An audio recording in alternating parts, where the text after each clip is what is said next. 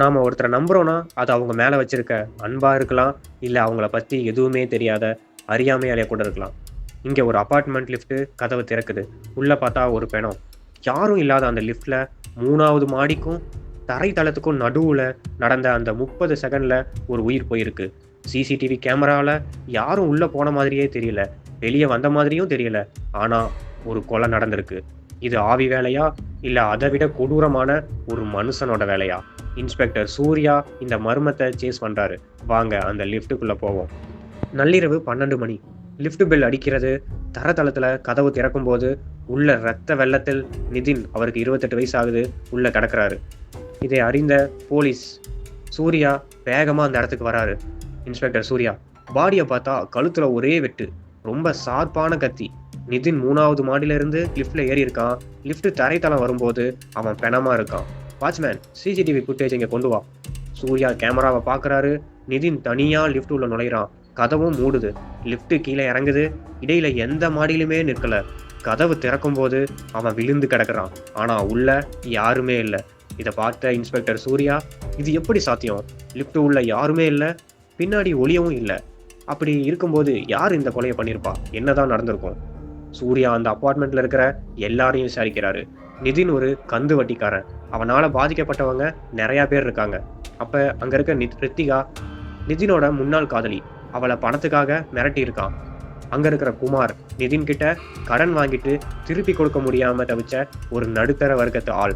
ஆனா இவங்க 2 பேருமே கொலை நடந்தப்ப அவங்க வீட்டுல இருந்ததா சாட்சி இருக்கு. சூர்யாவுக்கு ஒரு துப்பு கிடைக்குது.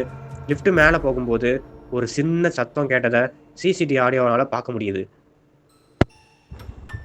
ஆடியோவில் கவனிக்கிறாரு. சூர்யா லிஃப்ட்டை நுணுக்கமா ஆய்வு செய்கிறாரு.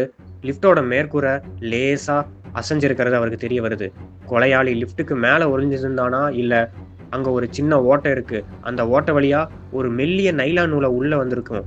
அந்த நூலோட நுனியில ஒரு லேசர் பிளேடு கட்டப்பட்டிருந்து கொன்னுட்டானா என்று நம்ம சூர்யா யோசிக்கிறாரு. உடனே மேலும் இன்ஸ்பெக்டர் சூர்யா, கொலையாளி நிதின் லிஃப்ட் ஏறுவான்னு காத்துட்டு இருந்திருக்கான்.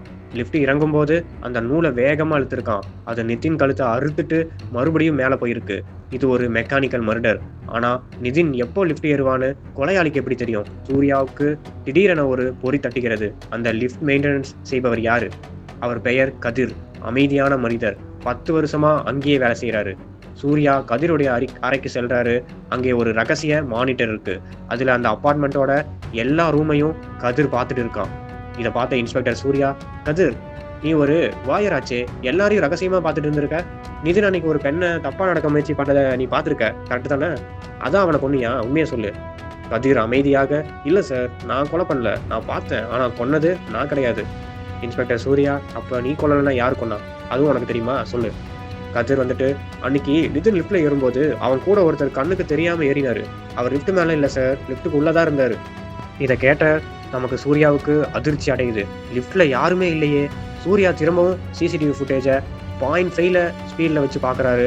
அப்போதான் அந்த பயங்கரம் தெரியுது. லிஃப்ட் கதவு மூடுற அந்த ஒரு கண்ணிமைக்கிற நேரத்துல ஒரு உருவம் மின்னல் வேகத்துல உள்ள நுழையுது. அந்த உருவம் வாட்ச்மேன் மணி. இதை பார்த்த இன்ஸ்பெக்டர் சூர்யா, மணி ஒரு முன்னாள் மிலிட்ரி மேன். அவனுக்கு இந்த வேகமும் டெக்னிக்கும் நல்லாவே தெரியும். ஆனா அவன் ஏன் நிதினை கொல்லணும்? சூர்யா மணியை பிடிக்கிறாரு. மணி எதற்கும் கலங்கவில்லை. மணி இருந்துட்டு, சார், நிதின் என் பொண்ணை சீரழிச்சான். அவன் பண்ண கொடுமைனால அவ தற்கொலை பண்ணிக்கிட்டா. நீங்க சட்டப்படி அவனை தண்டிச்சிருப்பீங்க. ஆனா எனக்கு அவனோட மரண ஓலம் கேட்கணும். லிஃப்ட் மூடுற அந்த ஒரு நொடியில நான் உள்ள போய் அவன் கழுத்தை அறுத்துட்டு தளம் வர்றதுக்கு முன்னாடியே எமர்ஜென்சி பட்டனை அமுக்கி கதவை திறந்து வெளியே குதிச்சுட்டேன்.